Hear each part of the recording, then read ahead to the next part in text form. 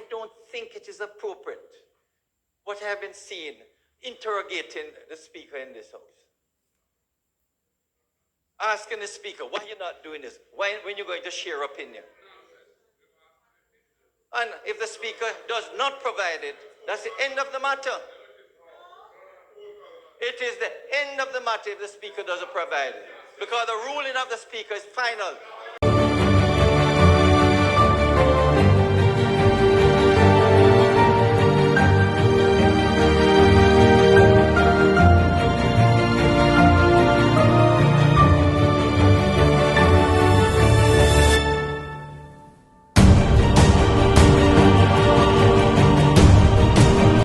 The massive cover-up continues. Juliet Holness, Speaker of the House of Representatives, supported by our government colleagues, refused to share Attorney General's opinion on a rule change with the opposition members of Parliament. This is another edition of Cover Story Highlights. Let's get after it. But before we do, please subscribe to this channel, like, share, and drop your comments below. It appears evident, based on Juliet Holness' recent actions, that there might be an effort within the government to conceal certain wrongdoings. Her decision to seek an opinion from the Attorney General, a fellow party member, regarding the rule change in tabling Integrity Commission reports in Parliament raises concern about potential bias. Despite initially committing to sharing this opinion with opposition members, Holness has now backtracked on her promise. Listen to the Speaker at last week's sitting of the House when the opposition members challenged her on the rule change. The opinion I formed was a strongly formed one because it was supported in every way by the Attorney General's chamber and the Parliamentary Council, Legal Council as well. And I will also share the legal opinion. Now the question is, what has changed since last week Tuesday's sitting of the House of Representatives when the promise was made? Now listen to the acting leader of government business in the House of Representatives, Delroy Truck, at Tuesday's sitting of the House, defending the Speaker on her decision not to share the AG's opinion with opposition members of Parliament, shamefully reneging on her promise. Rulings are final. If we have a dispute with the rulings, we go back to the standing order, or in the case of the IC, we go back to the IC and change them. Parliament can do that, or the standing committee can change the committee. But I don't think it is appropriate what I have been seeing interrogating the Speaker in this House. Asking the Speaker, why are you not doing this? When you're going to share opinion? And if the Speaker does not provide it, that's the end of the matter. It is the end of the matter if the Speaker doesn't provide it. Because the ruling of the Speaker is final.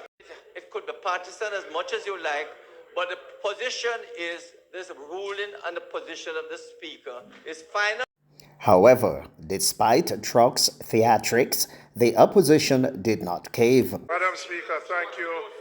Thank you for my point of order relates to the acting House Leader imputing motive in relation to comments from this side, which I believe to be totally out of order. Let me say, Madam Speaker, this issue arose where I, as a member, challenged the former Speaker on a ruling she made.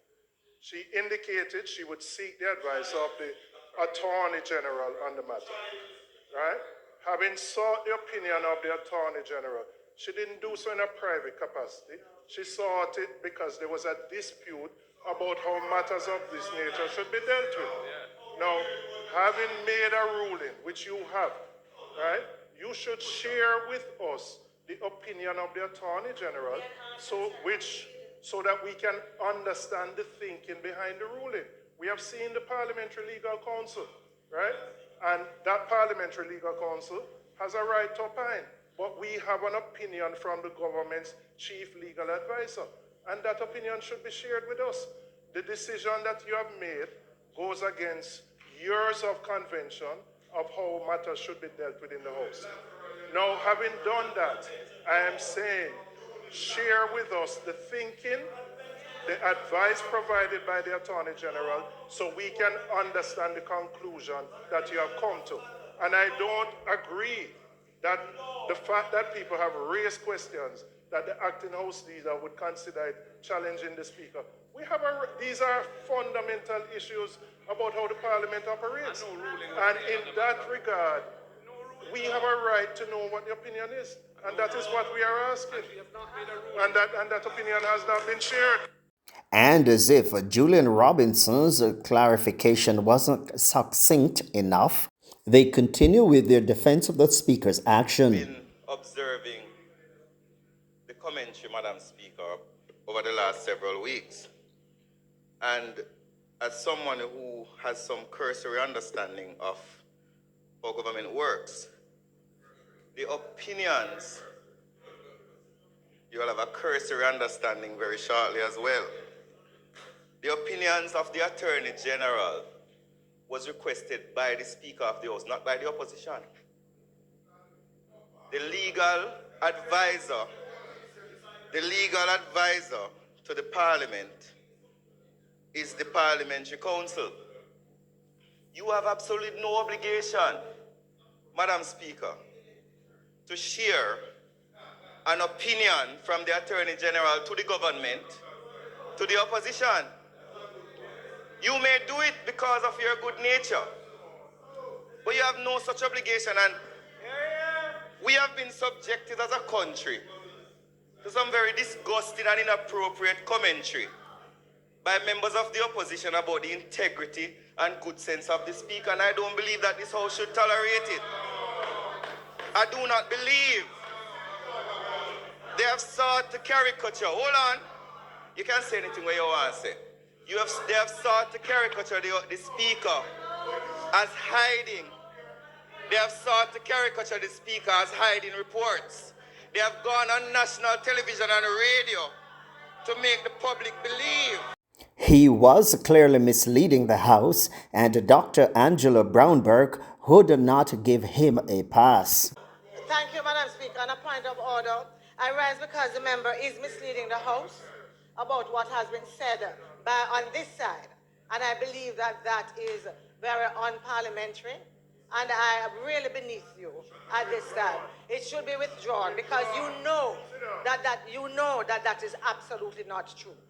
After all this, it was opposition leader Mark Golding who gave the Speaker a lesson in what her function should be, at the same time contextualizing as to why the opinion was sought. The tradition in this House is that the Speaker is an umpire of the proceedings of Parliament. By convention, when the person to be elected Speaker is nominated by the governing side, the opposition side seconds that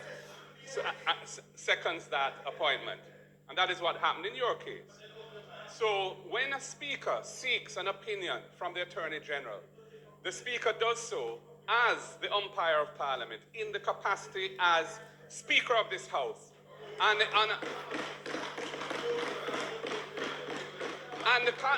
the context in which that opinion was sought was a matter that had been raised and was of some contention as to how these reports would be treated when they come to Parliament. It is in that context that the opinion was sought from the Attorney General. Having received that opinion, the right and transparent thing to do would be to share it with the members of Parliament. The members of Parliament. Everyone here on both sides, whether you're government or opposition, is neither here nor there. It is an opinion that was rendered on an important procedural matter affecting the governance of this country and its Parliament. And we have a right as members of Parliament to know the contents of that opinion and whether or not the reasoning is sound as to how the change has been implemented, as to how these reports are to be treated with.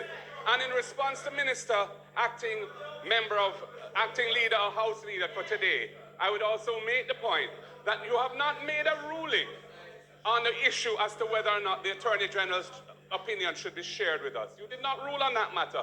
We have been requesting it over time. You have been indicating that it wasn't ready or you were still reviewing it. And that is why our leader of opposition business today raised it again to say, can we see it? Because we would like to see it. He then revealed why the Speaker could be withholding the opinion of the Attorney General from the opposition members of Parliament and we the people by extension. My understanding is that it actually says that the prior convention was sound in law. There was nothing in the law that made it wrong for those reports to be tabled as soon as they come to Parliament. And if that is the case, why are we departing from a sound convention that is in the interest of good governance and transparency?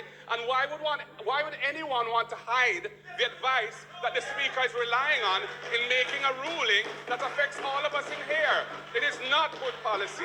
It is not good governance. And I ask you, Madam Speaker, as the umpire proceedings in this House, to consider the matter in that light and to share the opinion with us, and also to consider whether we should not go back to the convention that has served this country well. Thank you, Madam. The reluctance to share the Attorney General's opinion, especially if it contradicts the Speaker's ruling, further undermines the principles of a democratic system. In light of these developments, there is a growing perception that the Speaker Holness may not be acting in the best interests of the nation. Transparency and cooperation between political parties are vital for a healthy democracy, and any deviation from this standard erodes public trust. It remains essential for public officials to prioritize the interest of the people and uphold the principles that sustained a robust democratic foundation. And that was Cover Story Highlights. Tune in again next time for another edition of Cover Story Highlights. In the meantime, like, subscribe, share, and drop your comments below.